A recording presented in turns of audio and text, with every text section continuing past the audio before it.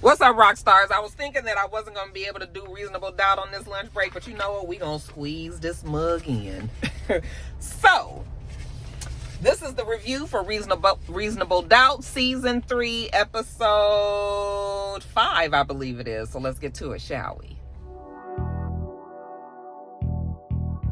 I say I'm gonna take some time off, y'all. All the cashiers, they was like, somebody stole her truck. It was like, you can hear it all throughout the store. This Rox coming to you today with the review for Love and Marriage Detroit, Love and Marriage Huntsville, our book 4, Real Housewives of Atlanta. Let's get to it, shall we?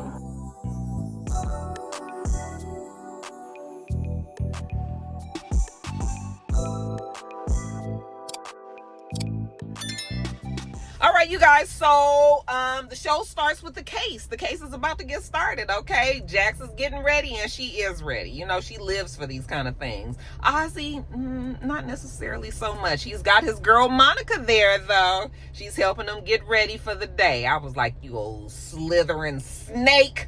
We see everybody rushing off to the courts.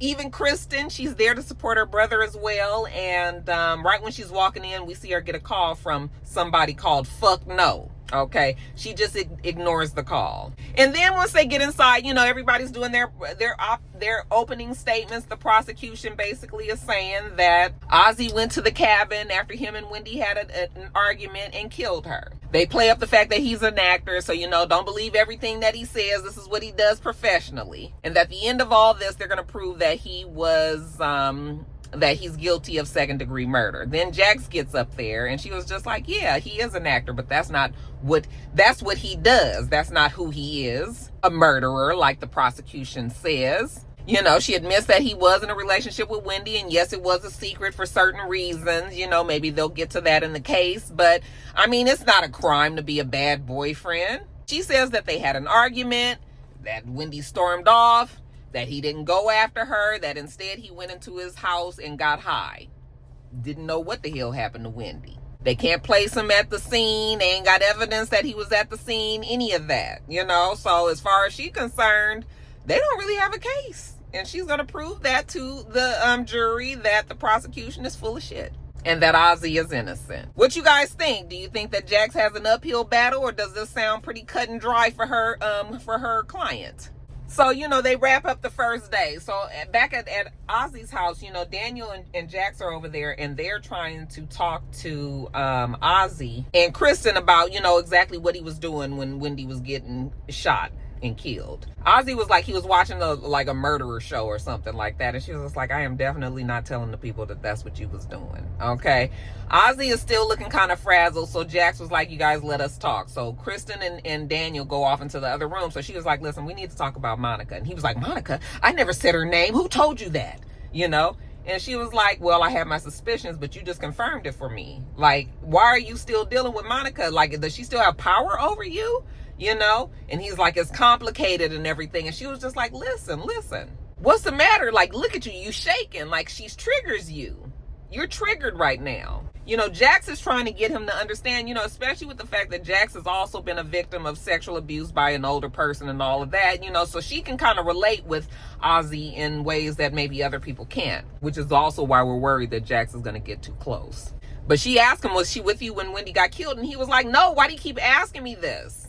Like, I already told you. She was just like, boy, I'm trying to find an alibi for you. Okay, and he's like, please don't tell my parents about Monica. You know, he just don't want to he don't even want to go there. So for now, Jax is not going. I mean, that's her client. So if he asks her not to say it, she can't really say it. Now, in the other room, Daniel's in there with Chris, and you already know he got the hots for her. He notices on her phone that Fuck No had been calling. So, of course, his jealous spidey senses kick up, and he was just like, no, Fuck No is, you know, they show calling a lot. Who is that? Is that a boyfriend? You know how men do.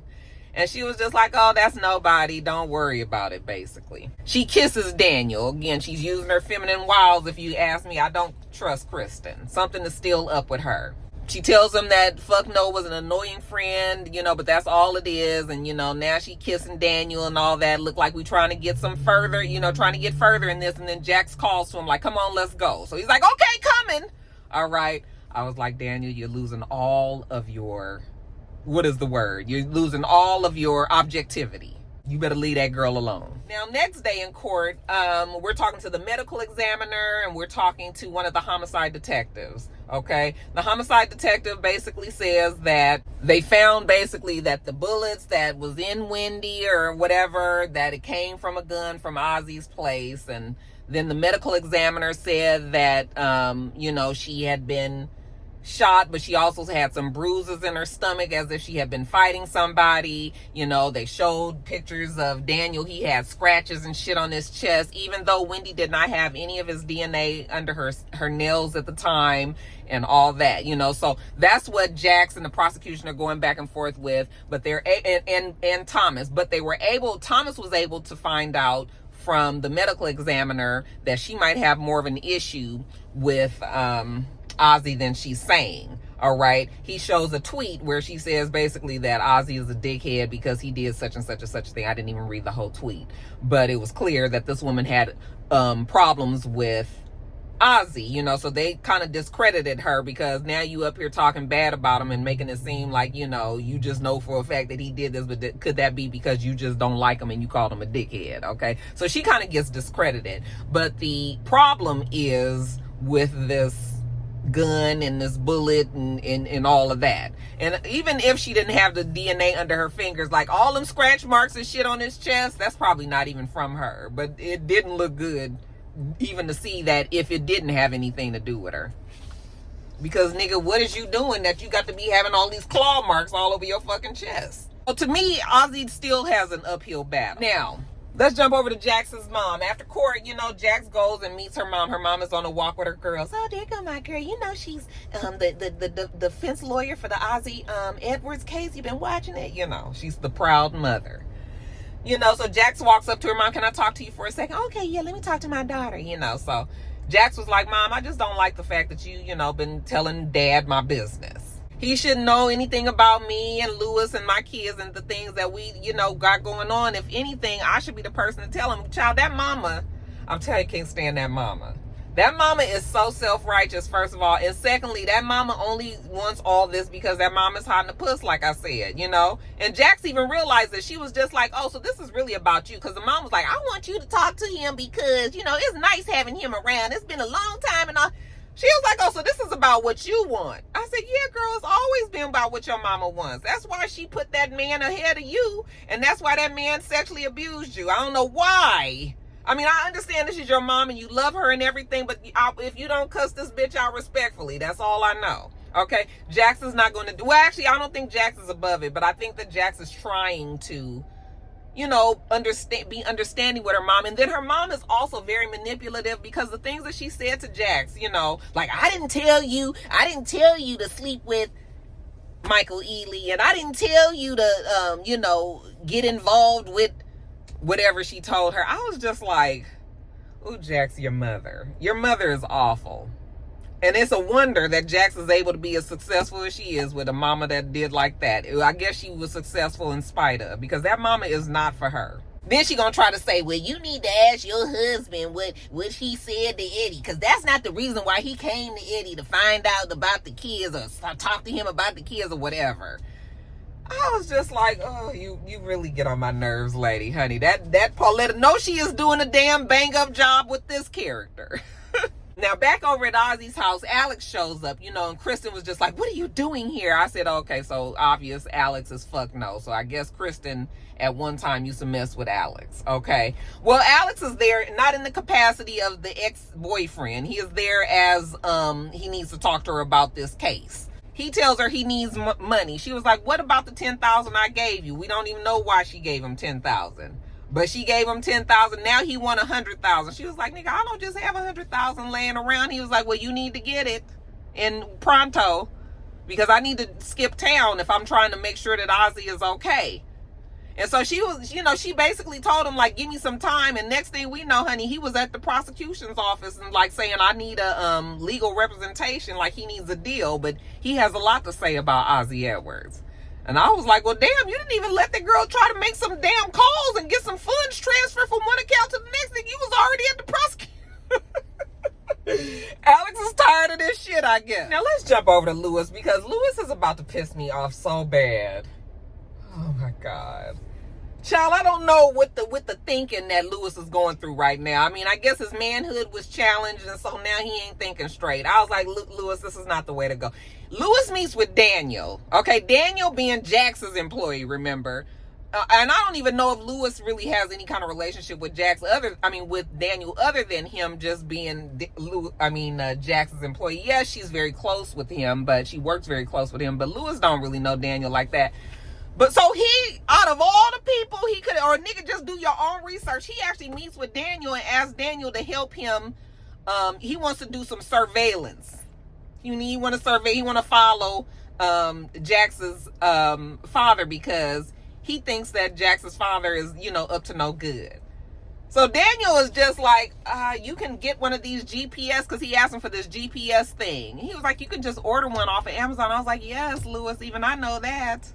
Why are you asking Daniel to help you in something like this when he is loyal to Jax? Do you really think that this is going to fare well for you, Lewis?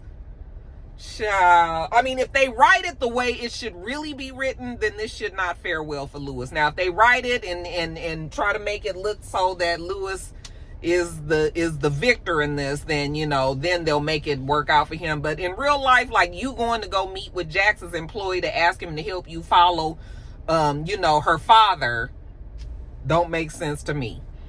But he gets that information. Daniel tells him where he needs to order the thing, and so now he's an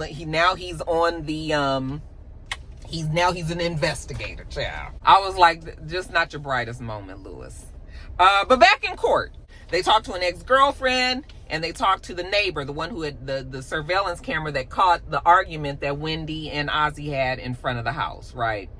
So they're able to very quickly discredit the ex-girlfriend, because the ex-girlfriend said that, that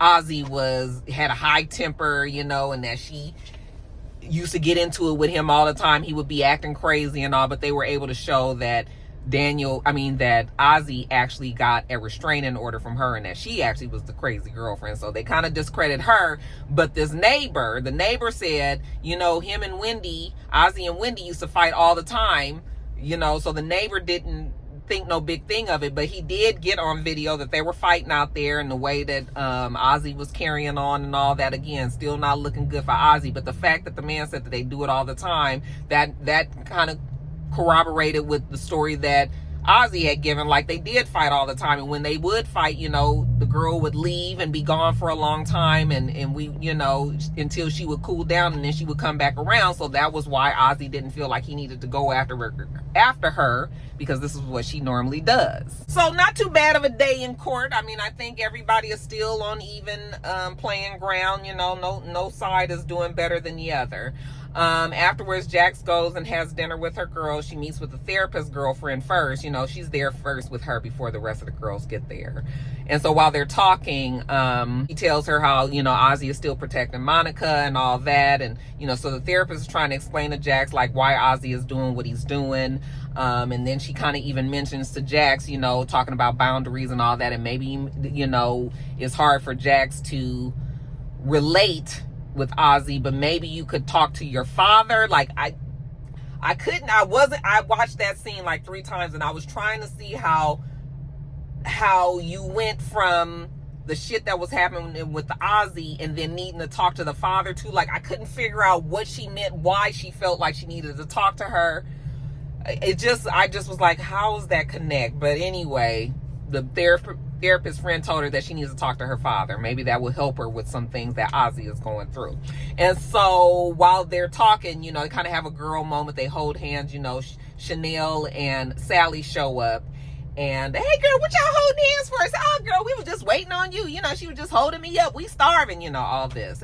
The therapist tells them that she's in her second trimester. She's 5 months. She thinks she's having a girl, all of that. They're all excited about that. And then the therapist friend asks Sally about her divorce and, like, how's it going with the kids and how they're going, how they're doing with it. And, well, it's difficult for everybody, including Sally. Sally wants to be married.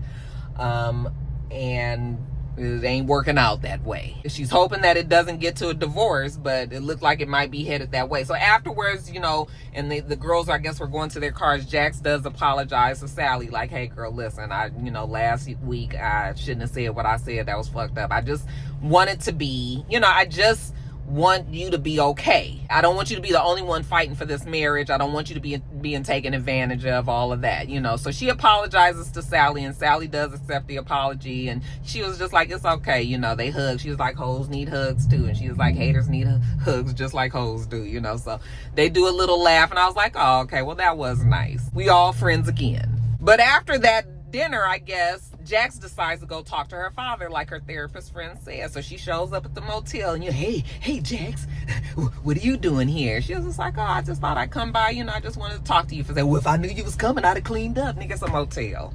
You ain't got to clean up nothing, okay? We ain't even sitting on this fucking bed. We just gonna stand here. So she tells him that she needs him to respect Lewis, and he was just like, oh, you mean the man that ain't even paying the mortgage over there? She's like, Dad, not today, okay? That's my husband. You need to respect my husband as my husband, you know, and my kids, and you can't just be popping up over my house like that, you know. And the father finally agrees that, okay, he won't do that anymore. So why are you here then? You know, she was like, well, you know, last time that we talked, I was all about me, and now I just kind of have some questions for you, like kind of, you know, how did your drug addiction start? So then he starts telling her, well, it didn't just start, you know, it's just how things happen, and from one thing it goes and gets bigger and bigger and bigger. Next thing you know, you're a full-blown drug addict. It's very prevalent in the music industry, and you know, he's a musician. He said that he always thought about her, and he just knew that every time he did drugs that he was like failing her, so that's why he could never come back around. I mean, you know, you've heard these stories from, you know, people that are addicted to certain things. So he tells her that all too common story. He said he felt like he needed drugs to live, but he doesn't want his past actions to define him. You know, he don't want people to think that's what he is for the rest of his life. He's now a better person. So, you know, Jax finally, you know, so I guess he's asking for another chance, and this is finally when Jax tells him, without even saying the words, that she is going to give him another chance. You know, she gives him this hug, and she's kind of crying, and I was like, boy, this looks bad for you, Lewis. I can already see, because Jax is getting pulled in, and I'm still not convinced on that father, you know. So while she's in there, you know, we see Lewis, I guess he done got the shit from Amazon, and now he's putting it on the father's car. At first I thought he was putting it on Jax's car, but because I was like, why you didn't do that shit at the house? What you at the fucking motel for? But no, he's putting it on the father's car.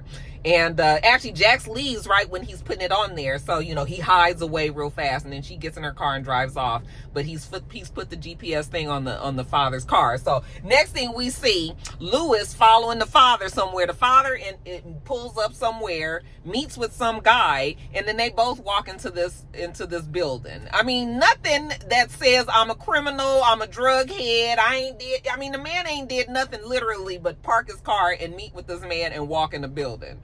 But for some reason now Lewis believes that he is doing drugs again. Okay. And now he's really trying to ask Daniel to help him, you know, investigate, like officially, like he's hiring Daniel on now to help him find out, you know, what Jax's father is up to, because he believes that he's on drugs, and that, you know, I was like, Lewis, wrong road,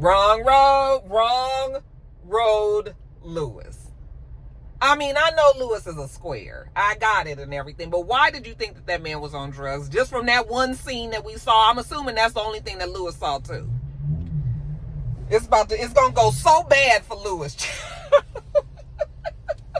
It's almost funny.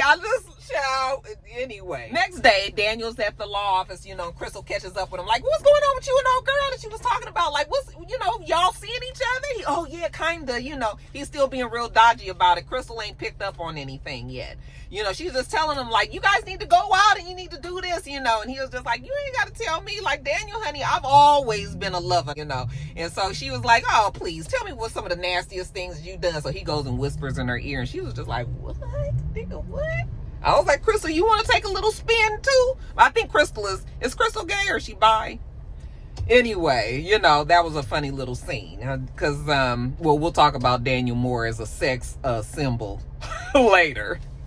But back in court, now we have Cash up there. Well, I don't know what her name is on there, but anyway, she's up on the witness stand, and she's talking about Ozzy and the fact that Wendy, you know, that she came up missing. They had like this big shoot at Vanity Fair. You know, they work together and also are like best friends or whatever, but they work together, and when Wendy didn't show up for the Vanity Fair shoot, she knew it was something big, so she called Ozzy, and Ozzy was like, I don't know where she is and I don't care. And he hung up on her, and she said she never was able to talk to him again. Then they asked her, well, did Wendy leave the town often, when they would fight? And she did have to admit that, yeah, she did, leave town often.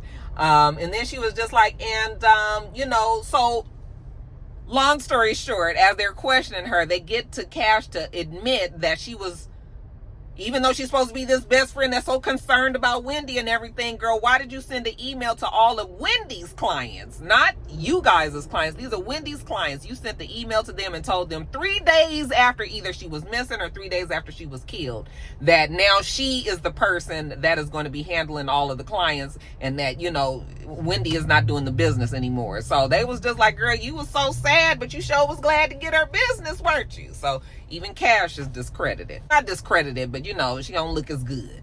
I guess after court, or when they had a break or something, Jax corners Monica in the parking garage and is basically like, bitch, stay the fuck away from Ozzy, because Monica doesn't seem to see any wrong in what she did. She was like, I saved him from the vultures and the people that was trying to take advantage of him when he was 13 and 14. Fucking, you saved him from who? His parents?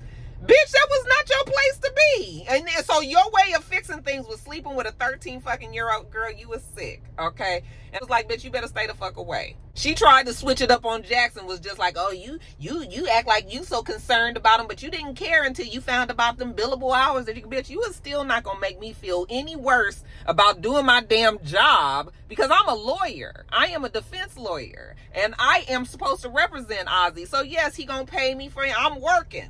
Okay, so much for you. You supposed to be his agent, and you up here fucking him. All right, there's something wrong with this. Girl, Brandy, you don't get the fuck on. Okay, just get the fuck on. When she told her to stay the fuck away from her, that girl didn't budge. I think she knew that Jax meant business. Child, we see Chanel go and talk to Sally's husband. You need to stop treating my cousin so bad. Girl, if you got your nerve coming up here saying anything to me, the reason why we in this mess is because of you. And so it feels very interesting that she felt that she needed to be the one to go and talk to Chris about what Sally did. Hell, for you, the reason why I ain't got no house either. Chris was like, do you understand that I was the first person in my family that ever bought a house? Like, ever. Do you know how hard that was to know that this woman just wrote that shit away for your dumb ass? He didn't say that, but that's what he should have said.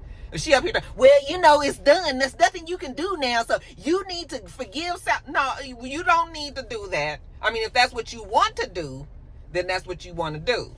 But don't be making this man feel like he's supposed to just not get over it's still his decision. He can still be mad, or he can get over it. But don't be coming up here telling me this shit. I'd have been like, bitch, get the fuck out of my house. Shit. Now, back to the prosecution. So we see the prosecution, they're meeting in their chambers or whatever, and they're talking, in their offices, and they're talking about the fact that they believe that Jax is getting a little too close in this case, that she has a history of doing these things, so maybe they're counting on that. Then we find out that they have a new witness that they're going to add to the witness list. I was like, oh, I'm guessing that's Alex, okay? Or fuck no, should I say. Jax and them didn't know nothing about him. So now Jax is pissed. So she goes over to Ozzy's house and she was like, why the fuck wouldn't you tell us that you was with this Alex guy? And he was like, because it don't matter. Like, Alex ain't, Alex was here at the house with me and we both got high and passed out. And she was like, okay, well, that's not what Alex is saying. He went to the prosecution and he told them that you guys got high and then he drove you to the cabin and then you went in there and killed Wendy.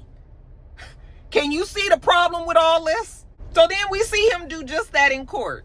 Alex get up there and says that him and Ozzy were friends from, when they were on the show, 13 years old and everything. And they were pretty close. His family was close with him and everything because he didn't have his family was ain't shit.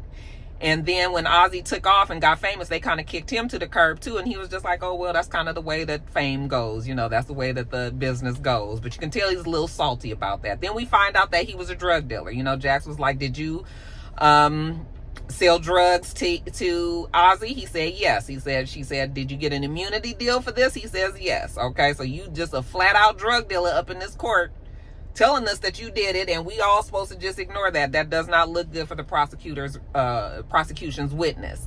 But, still, if he's placing if he's placing Ozzy there, that's not good for the defense either. So Alex says that basically, yeah, just like he said, they went and got in the car and they drove to the cabin. And he said that that Ozzy just got out the car. He stayed in the car. He said he went in the house and he was in there for a minute. So then Alex got out the car and went and looked in the window and he can see them and they were screaming and real loud and real close and all that. And he was just like, oh, that shit is not my business. So he went and got back in the car. He said once he got in the car, he heard like the gunshots.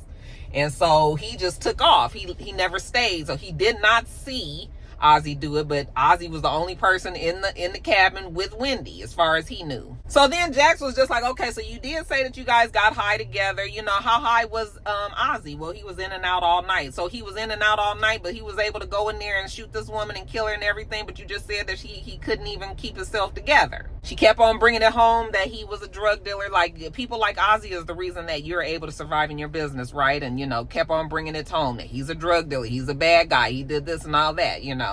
To me, I mean, obviously it was a victory because when she went back and sat down at her desk, you know, she looks at Ozzy and she says, you're welcome, you know, and he kind of looking, smiling and everything. But I said to myself, I was like, I don't know if I was on that jury, I still would have, I don't give a fuck, he a drug dealer and everything, but I still would have been looking at Ozzy like, that don't really prove nothing. The man said you was in there by yourself with this woman, okay?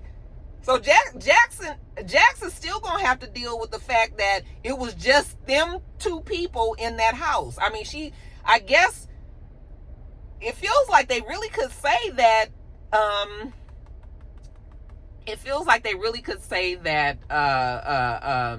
Alex was the killer, but nobody is trying to put him there. But Alex is the only other person that was there as far as we know. So I'm just like, but anyway, I guess that was a victory for the defense. You know, the prosecution is pissed. He go in the office and he all, you know, I was just like, oh, I mean, the prosecution, if I was one of your jurors, I would still be on your side at this point. But what do I know? And then lastly, you guys, we see a few things happen. We see Sally over there with her man, Chris, and, you know, she's still sleeping with him. So they are just finished doing the do and she's getting dressed to leave. And then he turns around and he says he want to invite her to Big Mama's Thanksgiving dinner or whatever. And she's just like, really? Why? You know, like, what's the change in heart? And he was like, oh, I want to do it for the kids. You know, while we try to figure out what we going through, at least we can be there for the kids. And she was just like, okay, Chris, listen, what's going on with us? Like, are we going to be together or not? And he was just like, I just feel like, you know, we just need to, you know, just be there for the kids and, you know, just figure our thing out. And she was just like, okay, you know what? That's not what we going to do. Even though I don't like Sally, I wouldn't be doing that shit either. Like, either you going to shit or get off the pot. And obviously you just want to keep on shitting. Okay, so she was like, okay, well, we're not doing this no more. And she hands him some divorce papers. He was like, really? Is that what we doing? And she was just like, yes, you'll hear from my lawyer. So even though this is all Sally's fault, I mean, you can only be pushed so far. It's like, I'm not gonna keep on fucking you and you doing all this and, you know, then you looking good with the kids and all, but you still mad at me. Like, even though it's my fault, I'm gonna just have to take it on the chin and just chuck the deuces to this marriage. So I wasn't mad at Sally. I think that was the best thing for her. We see Daniel confronting Kristen about this Alex guy, and before, you know, he can get the fussing too much, you know, she kisses him, and next thing you know, they hot and heavy, and I was like, please, Lord, I don't think my eyes can take a sex scene with Daniel with anybody. Like, please, when are we gonna stop this? You know, they taking off clothes and shit, and I'm getting more and more like, oh my God, I don't want to see this, you know. And then they lay back on the couch, and child, and I see him going down her stomach, going down to that place, and it talking, the song is saying something about being your pussy being wet and all. I was like, no, please. But they did spare us. But we see that while they're doing that over there, the phone rings and it's Jax calling Daniel. He, of course, misses the call, but she's leaving a message like, hey, Daniel, I need you to do, you know, some investigating on Monica. I think she might have killed Wendy. I said, well, we just now getting to Monica? And then we see Ozzy calling Monica about Alex. He's all like, where are you? What are you doing? You know, and we see Monica, child, she out in the woods somewhere and she got a big roaring fire going and she is burning like bloody clothes. And then she was just like protecting you. And then I was just like, oh God. I just rolled my eyes. I said, girl, what you did? I don't even know if I still feel like it was her. But I mean, because it seems like it's too soon for us to find out that it was Monica. So, I mean, we still got 5 more episodes. So, no, I don't think it's her, but she definitely got something to do with it, too. This show is good. Enjoying the show immensely. What y'all thought about this episode? All right, you guys, that is it. Let me get on. Now I'm going to McDonald's. Oh, I'm here now. But now I'm about to get my Big Mac meal and take it on back to work. All right, you guys, make sure you thumbs up the video, comment, subscribe to the channel if you haven't already. I'm Roxanne. The channel is itsrox, and everything else I do will be in the bottom bar. All right, all right. So I hope that you have a wonderful, wonderful rest of your day, and I plan on doing the same. Until next time, Roxstars. Bye.